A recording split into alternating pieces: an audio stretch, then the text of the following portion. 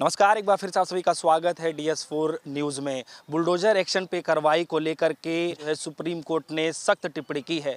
साफ तौर पे सुप्रीम कोर्ट ने ये कहा है कि जो है कोई भी दोषी या फिर कोई भी मुजरिम हो उसके घरों को जो है तुरंत गिराया नहीं जा सकता है। या जानकारी लेने की कोशिश करेंगे कि सुप्रीम कोर्ट आगे किस तरीके से इस पर कार्रवाई कर सकता है। देखिए, सुप्रीम कोर्ट का जो ऑर्डर आया है, क्योंकि पिटीशन हमारी है Alok Sharma and Priya Mishra versus union of India, और इसमें सिविल की मैं बात कर रहा हूँ। जो कल कोर्ट का ऑर्डर आया है उस ऑर्डर में 8-10 बिंदु बहुत इंपॉर्टेंट हैं।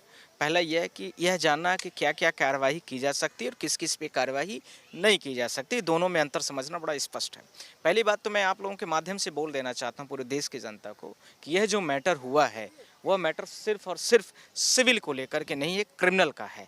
क्रिमिनल का मतलब है कि जिनके ऊपर FIR लॉन्च की गई है, जिनके FIR दर्ज करके उनके घरों को गिरा दिया जाता है, चाहे वो कन्विक्टेड हो या ना भी हो, तो भी उनके घर गिरा दिए जाते हैं। पहली बात, कोर्ट ने यह भी स्पष्ट कर दिया कि भारत देश ने दुनिया में किसी भी देश में इस प्रकार का न्याय नहीं है कि यदि किसी भी व्यक्ति को घर उसके घर के लोगों का नाम FIR में दर्ज है तो उसका घर गिरा दिया जाए। यह कहाँ का न्याय है कि कोई व्यक्ति का नाम डाल करके उसके पूरे घर को गिराने के साथ उसके जो माता पिता बच्चे हैं घर के सबको बाहर रोड का रास्ते में ले आकर के खड़ा कर दिया जाए।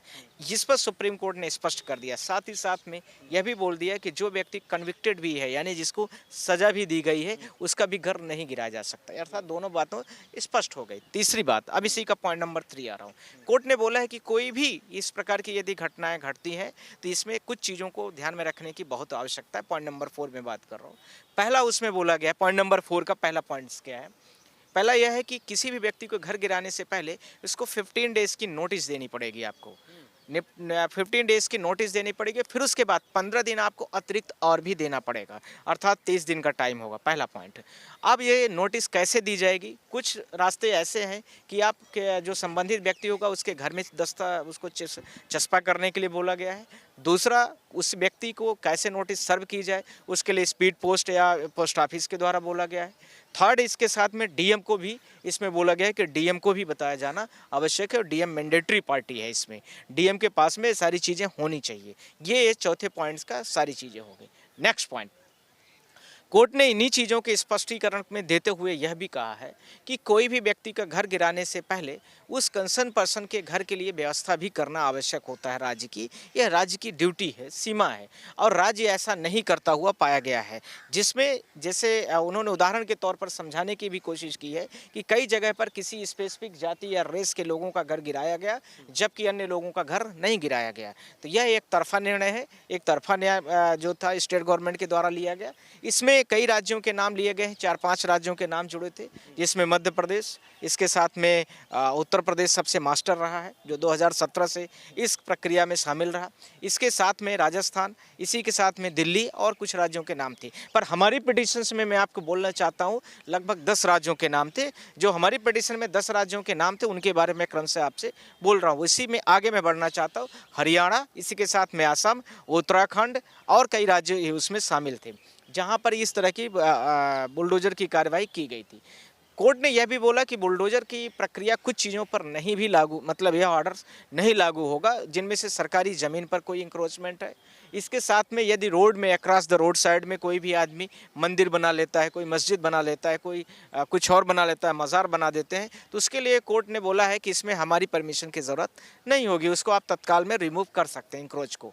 इसके साथ में रेलवे ट्रैक एंड पटरीज जो होती हैं उनके आजू बाजू में जो चीज़ें हैं उसको भी कोर्ट ने बोला है वो भी इस जजमेंट के दायरे में नहीं आएगा। इसी के साथ में कोर्ट ने यह भी बोला है कि और भी जो सिविल प्रोसेस आप करोगे तो वह civil process as per law ही चलेंगी। ऐसा नहीं कि आप किसी भी चीज़ को पहुंच करके गिरा देंगे। अर्थात प्रक्रिया क्या है यह भी जानना आवश्यक है। जैसे सिविल प्रोसेस में कोई भी व्यक्ति का घर गिराएं तो आप उसको नोटिस दोगे।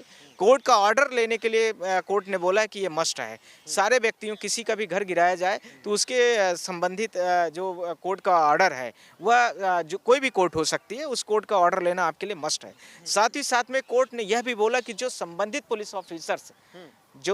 पुलिस ऑफिसर्स उस बुलडोजर कार्यवाही में जा करके JCB लेकर के घर गिराएगा वह उसमें सबसे ज़्यादा मतलब उसमें टारगेटेड रहेगा, क्योंकि ज़्यादातर क्राइम जो रजिस्टर्ड हो रहे हैं थ्रू पुलिस स्टेशन से ही किए गए हैं। तो इस पर कोर्ट ने स्पष्ट कर दिया है कि उस संबंधित व्यक्ति को ज़रूर ध्यान रखा जाएगा और उस पर कोर्ट ने यह भी बोला है कि ऐसे व्यक्ति जो इसमें ऑफेंस में शामिल होंगे उनके ऊपर क्रिमिनल कार्रवाई, साथ में मुआवजा जैसी बातों के लेकर के कोर्ट ने स्पष्ट किया है कि पिटिशनर जो मतलब जो क्लेमेंट होगा या एप्लीकेंट होगा जिसके घर गिराए गए, उनके घर के यानी पीड़िता पक्ष, वह पक्ष कोर्ट में कहीं भी जा सकता है। इन लोगों पर एफआईआर दर्ज करना यानी क्रिमिनल प्रोसेस और सिविल प्रोसेस दोनों के रास्ते खुले रहेंगे। अर्थात किसी का घर जिसका गिराया गया तो उसके ऊपर जुर्माना जैसी जो चीज़ें हैं, हर्जाना जैसी चीज़ों की, वो सारी चीज़ों की भरपाई करने की आवश्यकता है और उसको वो घर के लोग उसके कोई भी जा कर के फाइल कर सकते हैं और उसमें संबंधित प्रक्रिया को पालन करके अपना मुआवजा ले सकते हैं और एफआईआर भी दर्ज करा सकते हैं। यह भी कोर्ट ने स्पष्ट किया। इसी के साथ में कुछ चीज़ें जो आपने बोला है, कुछ कमियां भी इस जजमेंट के साथ में रह गई, जिनके बारे में कोर्ट ने, हमने कई सारे लोगों को देखा है कि जजमेंट बहुत सारे आए हैं और जजमेंट इसके पहले भी थे कोर्ट के, पर स्टेट गवर्नमेंट्स बहुत ज़्यादा नहीं मानी हैं और बहुत सारे सरकारों ने उसका उल्लंघन किया है। पर कोर्ट ने बहुत सारी चीज़ों पर, कुछ चीज़ों पर कमियां रही, जिन कमियों में पहला ये कि कोर्ट ने अपने ही ऑर्डर्स को पालन नहीं करा पाया कई बार। दूसरा, कोर्ट ने कुछ चीज़ों पर, जैसे मैंने देखा है कि बड़े सारे जजमेंट इसके पहले भी सुप्रीम कोर्ट के रहे हैं, उन्हीं का पालन उन्हीं कोर्टों में नहीं हुआ है। वो कह देते हैं कि इसकी परिस्थितियाँ अलग थीं, इसकी परिस्थितियाँ अलग हैं। तो कुछ चीज़ों में ये चीज़ें भी रही है कमियों में। तो कोर्ट ने स्पष्टीकरण में यह नहीं बोला कि यह मैंडेट है सबके लिए और यह नहीं पाना जाएगा, तो यह मान के समझ के चलने की आवश्यकता होगी कि उसका आजीवन कारावास या उसको जो है तो संबंधित व्यक्ति जो उसका घर गिराएगा उसके ऊपर बड़ी कार्रवाई, मतलब कुछ कोर्ट से परमिशन लेने की ज़रूरत नहीं होगी। ऐसे बड़े जजमेंट लैंडमार्क कुछ उसमें स्पष्टीकरण के तौर पर नहीं दिया गया, जो इस कोर्ट की कमियां हैं। पर क्लैरिफिकेशन के तौर पर हम लोग आ रहे हैं।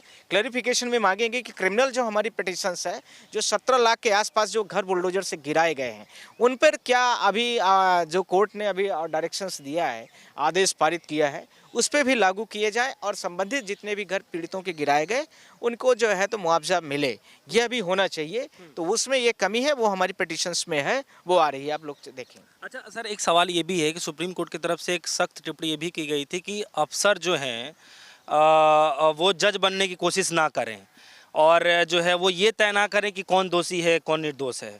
तो आपको क्या लगता है कि ये जो है टिप्पणी करने के पीछे क्या वजह हो सकती है, क्यों किया गया होगा ऐसे? देखिए, उत्तर प्रदेश की बुलडोजर की शुरुआत पूरे भारत देश में लगभग 10 राज्यों में फैली थी। 2017 से इस प्रक्रिया का प्रोसेस शुरू मेन उत्तर प्रदेश नहीं, मेन उत्तर प्रदेश नहीं मैं कह सकता। ये तो जिन लोगों ने बुलडोजर की कार्यवाही शुरू की सबके लिए है, ऐसा थोड़ी उत्तर प्रदेश उसमें शामिल। उत्तर प्रदेश लीड में था, ये नहीं होता है कि स्टार्टिंग किसने किया है, ये बात थी। उत्तर प्रदेश 2017 में शुरू करता है। इसके पहले भी बुलडोजर के नाम से बड़े सारे लोग फेमस थे, क्योंकि वो कार्यवाही ऐसी नहीं, इंक्रोचमेंट कहीं हुआ है, रोडों में का इंक्रोचमेंट है, जो कोर्ट ने 3 चीज़ों को छोड़ा है, उसको लेकर के होती थी।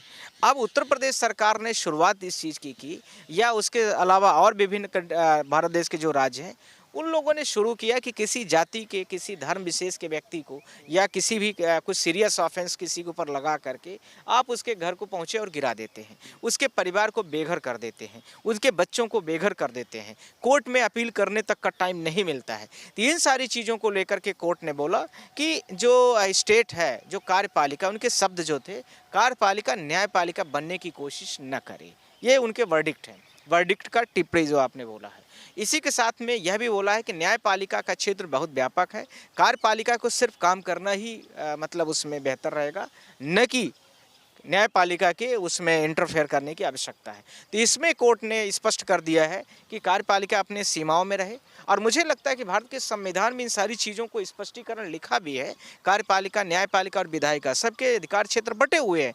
कार्यपालिका इस समय पर कुछ ज़्यादा ही हावी होकर के ऐसे प्रक्रियाओं पर जोर दे रही थी, और इसका राजनीतिकरण इन प्रक्रियाओं का इतना ज़बरदस्त हुआ कि लोग बुलडोजर बाबा, बुलडोजर मामा, बुलडोजर दादा, बुलडोजर दीदी, इसके नाम से पूरे भारत देश में फेमस हुए। राजनीतिकरण करने के लिए उन्होंने कुछ जाति, कुछ विशेष गरीबों को सता करके, दबाव बना करके पूरे भारत देश में आतंक जैसे फैला दिया।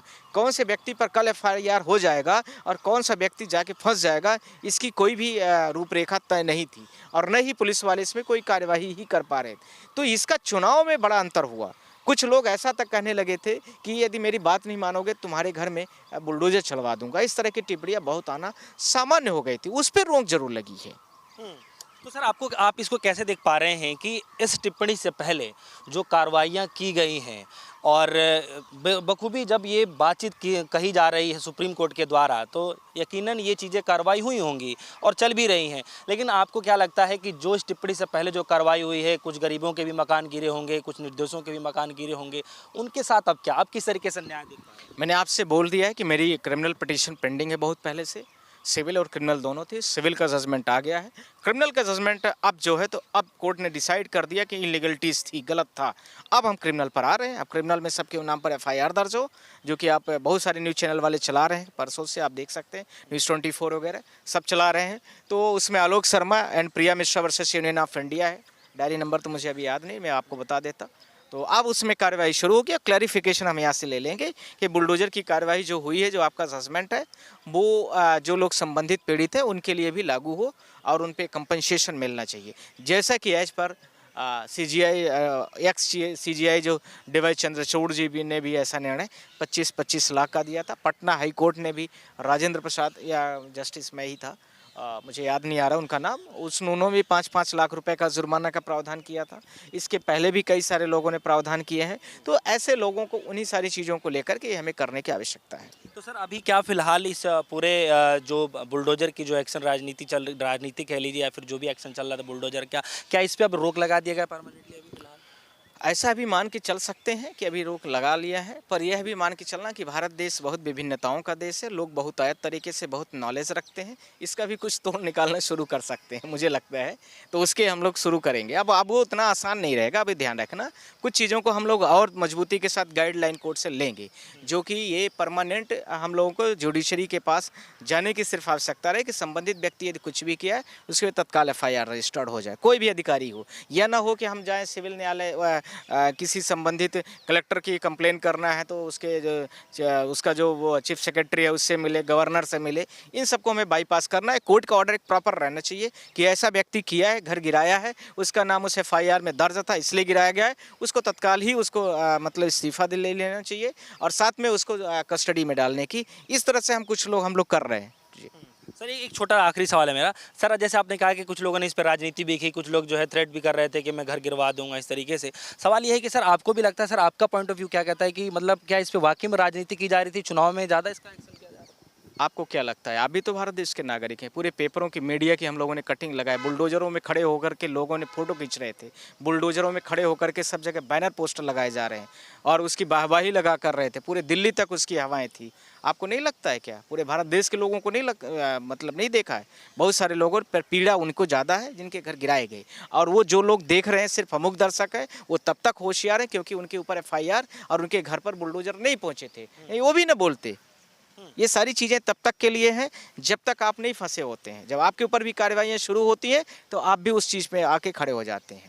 जी, थैंक यू। बहुत बहुत शुक्रिया सर। तो देखिए आते हुए सुप्रीम कोर्ट ने कहा है कि कोई भी दोषी हो उसके घर को जो है तत्काल प्रभाव से गिराया नहीं जा सकता है। उसके कई सारे कायदे कानून भी जो है दे दिए गए हैं, यहाँ तक कि अफसरों को, राज्य सरकारों को, सब चीज़ों को जो है फॉलो करना पड़ेगा। अगर इसमें कोई अफसर भी गलत पाया जाएगा तो उसके खिलाफ भी जो है इस पर कार्रवाई की जाएगी। फिलहाल के लिए दीजिए इजाज़त। देखते रहिए DSO न्यूज़। धन्यवाद।